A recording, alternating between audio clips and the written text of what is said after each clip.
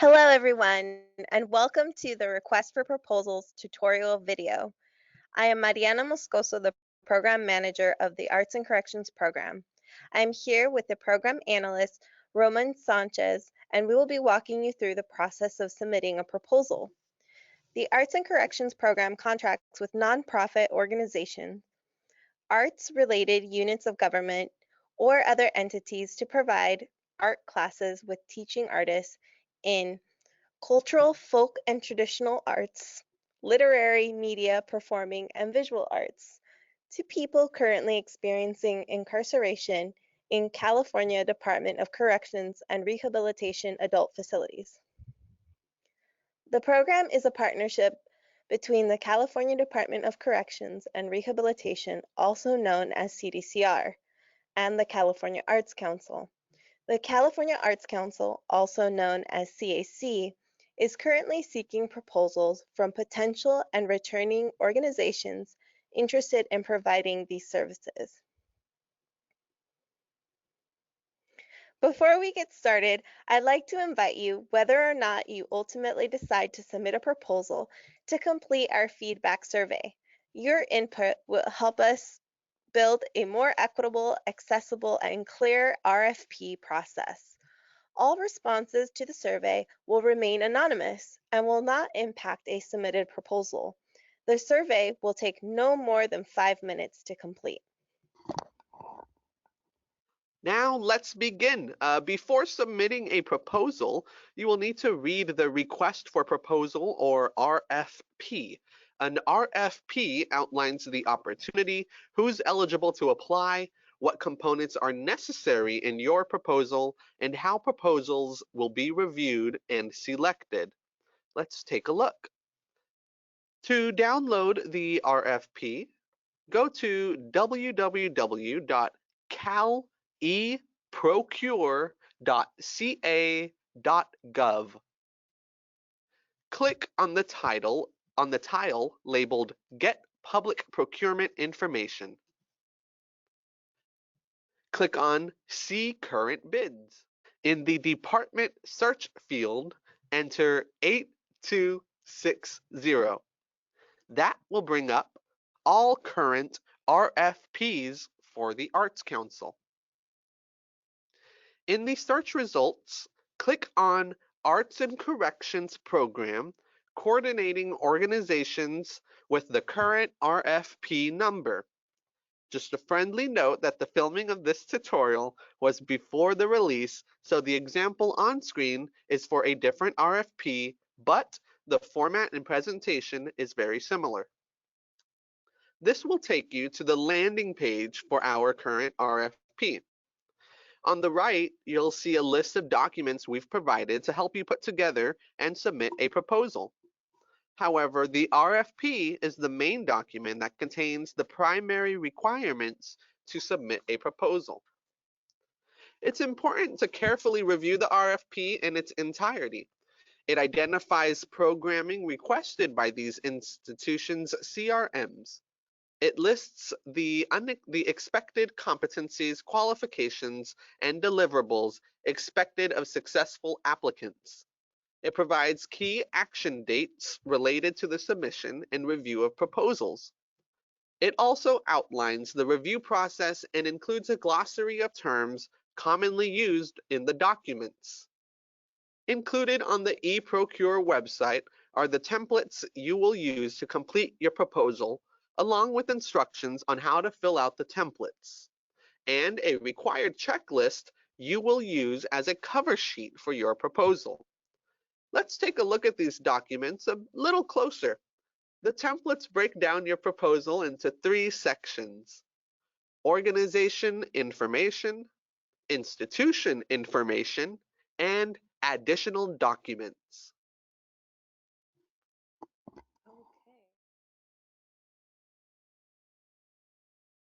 Section 1 is comprised of a single document.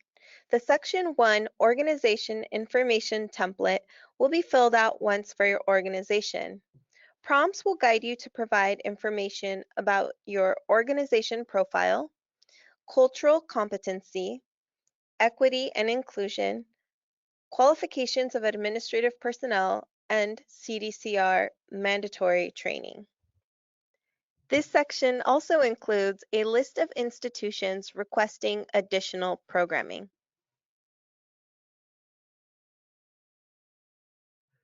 Section 2 is comprised of 4 subsections: experience in the proposed institution or incarcerated settings, project plan and curriculum, qualifications of art providers, and budget table.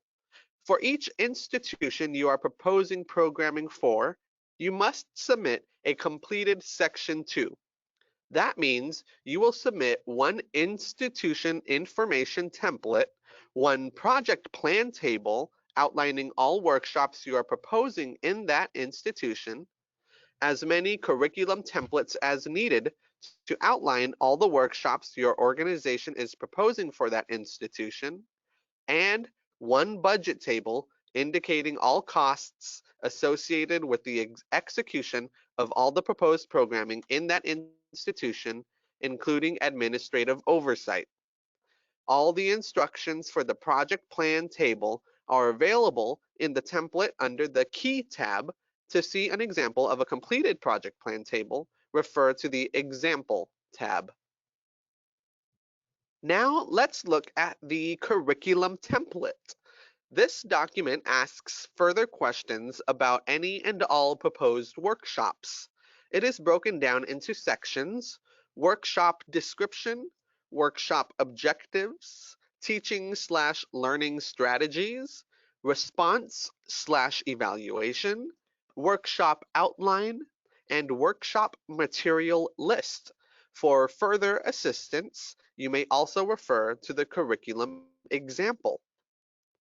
When creating your curricula, make sure the workshop name matches the corresponding entry on your project plan. Provide names of all the arts providers teaching the workshop. You will include the arts provider biographies in prompt D, qualifications of arts providers, in the institution information template. Now let's take a look at the budget table. In the first tab of the budget table template, you will find notes on each line item on the right.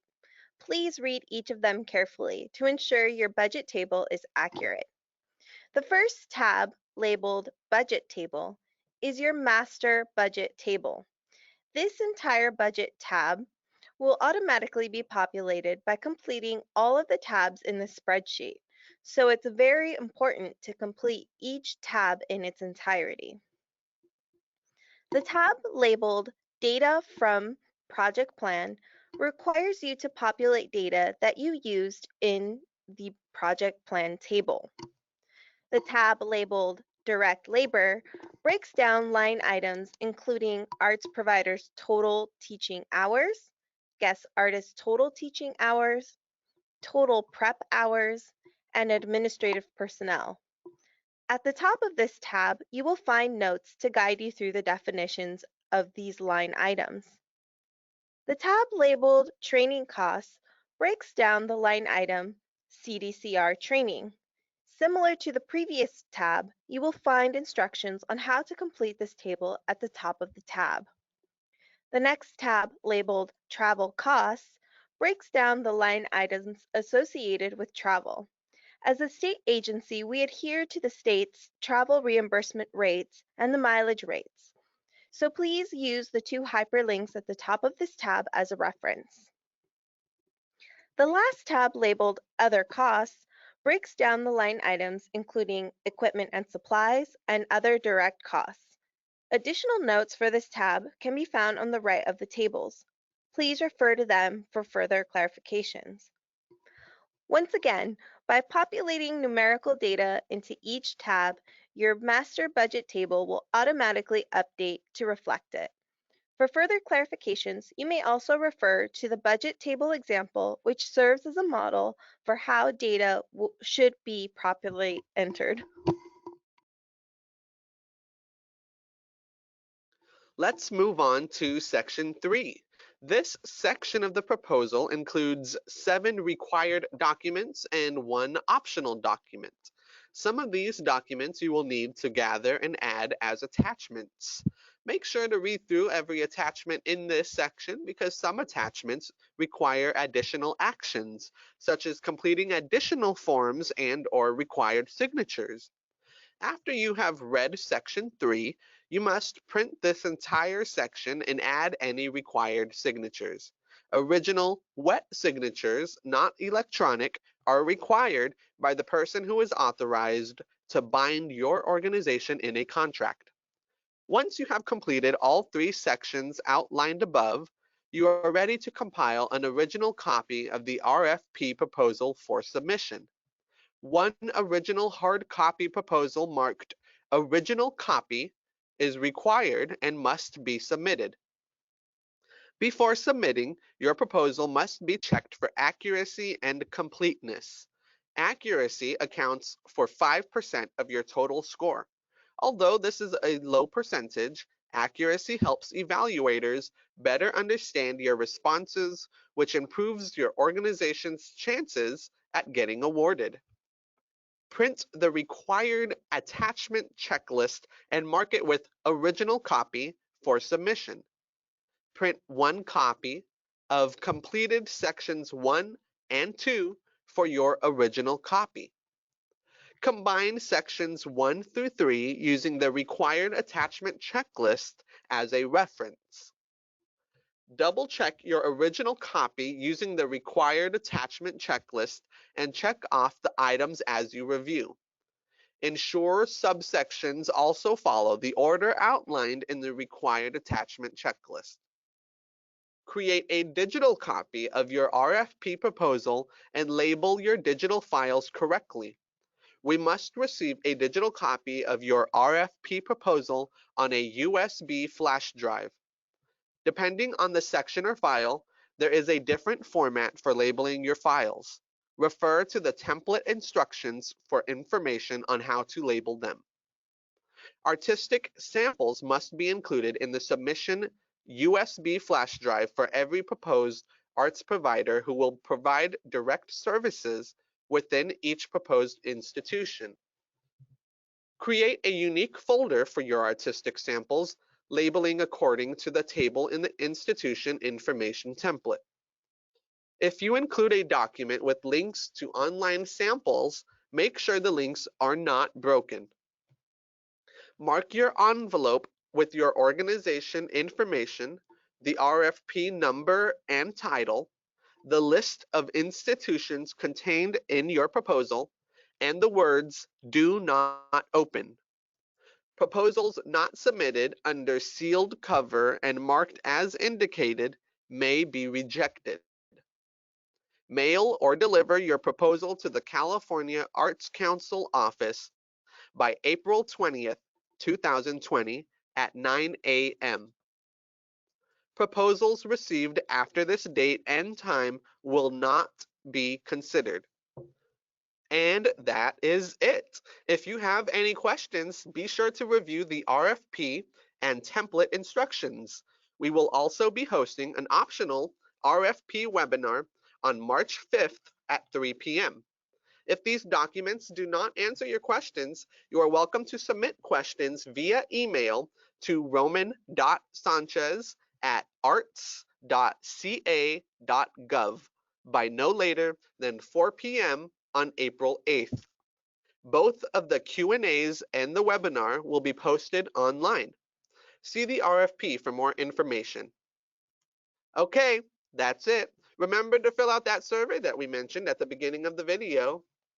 We look forward to receiving your proposal.